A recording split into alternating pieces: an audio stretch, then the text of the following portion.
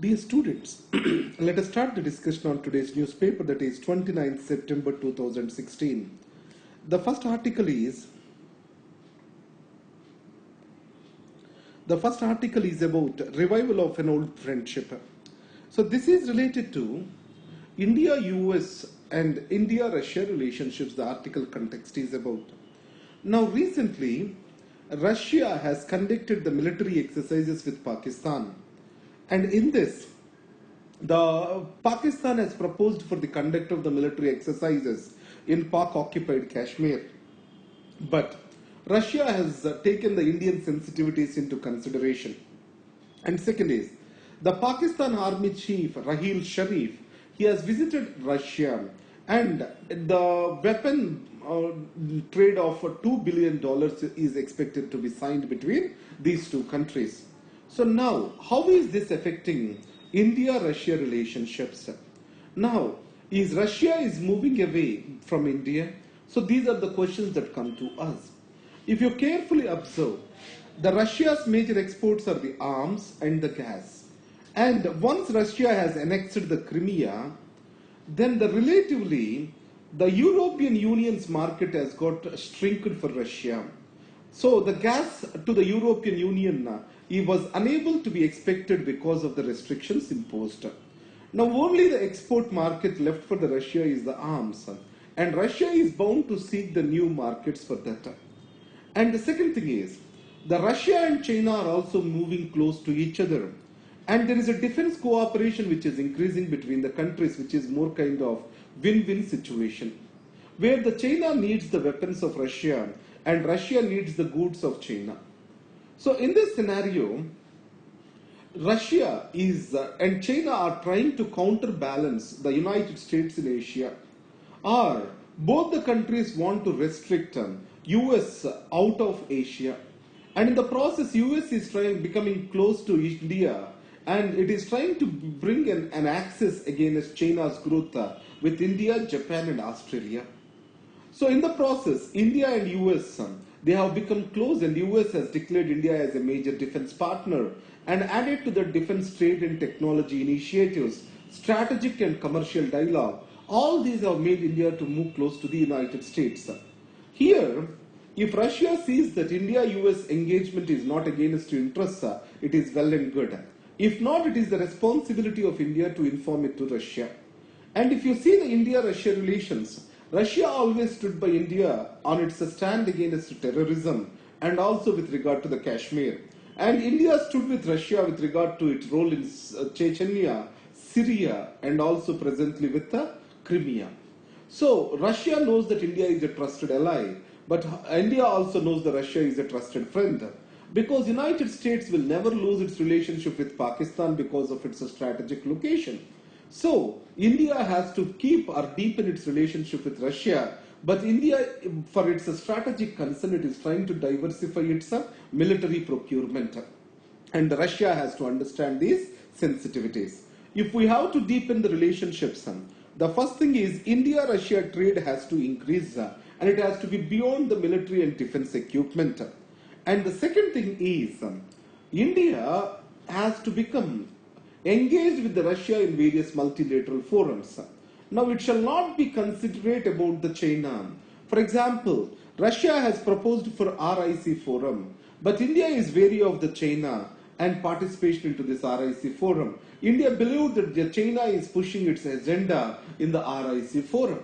But India has to learn the trick of diplomacy where contradictions and complementarities work simultaneously. And if you take the China-US relations, there is a clear example of this.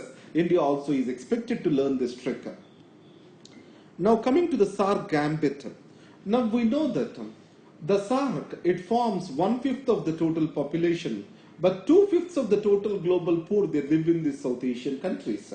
So the SAARC is to build a collective prosperity and connectivity among all these countries. In the process, Pakistan is a major hurdle to take the agenda of the SAARC forward, and it's a stumbling block.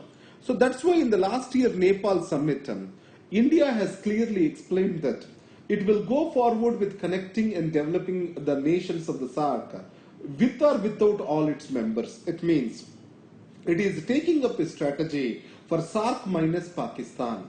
On the other hand, the Pakistan is getting vilified, or else Pakistan's role and its cross-border terrorism is being a pain for the India, Bangladesh, and also to the Afghanistan. So that's why these countries are also pulled out of the SARC summit that is to be held in Islamabad. So here, what are the options with the Pakistan? As India is promoting the SARC minus Pakistan, Pakistan is looking towards the other countries. If you observe, Pakistan has conducted recently the exercises with Iran, that is PASEX, it is called as passage exercises. And also, OIC, Pakistan is moving close to the Organization of Islamic Conference, and Saudi Arabia has raised the issue of violence in Kashmir recently.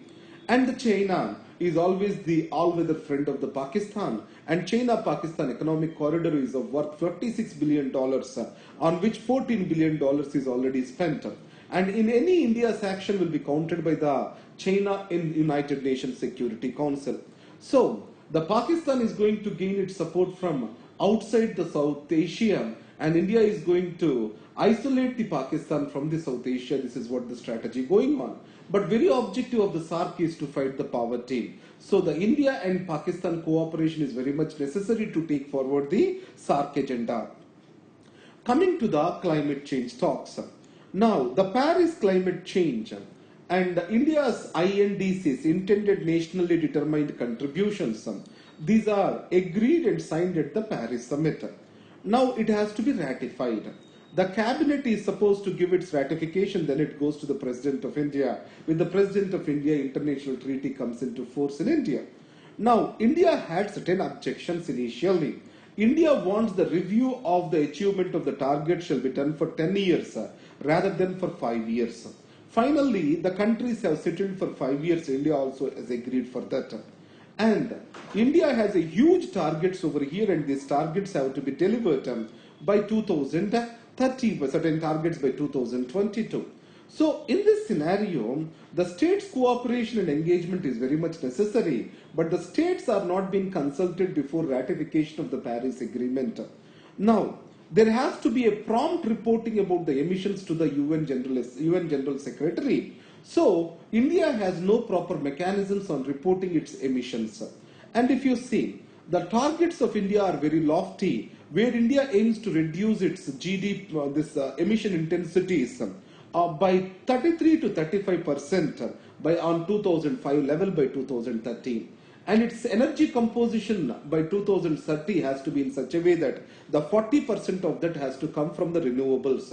And it also aims to build a carbon sink of 2.5 to 3 billion tons of the carbon dioxide. And the renewable energies, with regard to the solar power, it is trying to build 100 gigawatts of the power by 2022. So in these circumstances, India, by ratifying the Paris Agreement, it has to take the steps to keep the temperature within 2 degrees Celsius. So, without the participation of the states, engagement of different stakeholders, how can India take up such a great responsibility? That is what is being questioned by this article. Now, coming to the rescuing the Syrian truce deal. Now, recently, the Russia and USA, they have come to a truce and a ceasefire with regard to the Syria. Now in this, both the Russia and the US have violated that. The Russia is supporting the Assad regime and US is supporting the rebels. So now what is the Russia's demand is, among these rebels, the jihadists shall not be supported by US. Now, especially the Russia's major interest is fighting the Jabhat Fateh al-Sham, which is an Al-Qaeda affiliate. Now, US major focus is on the ISIS, and it is supplying the necessary weapons to the rebels. Now, coming to the Assad, he is on a victory spree, and Aleppo, that is the oldest city and the biggest city in Syria, it is almost to be conquered by Mr. Assad forces. In these circumstances, human atrocities are going to be huge, and Russia has to control them. And US has to stop funding for the rebels as per the Russian demand. So if US and Russia are talking to each other on Syria, a kind of a peace, a hope for the peace can exist in Syria. Now, the financial inclusion, Labor Bureau has given a report. According to that, 94.4% of the Indians households, they have the bank accounts now.